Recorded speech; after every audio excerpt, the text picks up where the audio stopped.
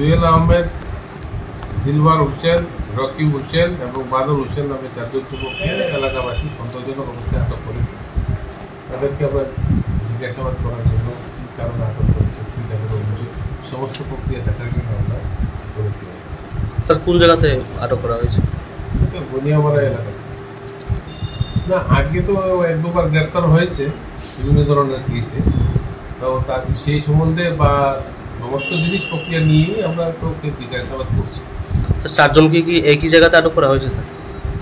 আমাদের কাছে তো আমরা এলাকাবাসী, আমাদের পুলিশ অফিসার তো তাদেরকে ওই একই জায়গাতে গিয়ে পেয়েছি।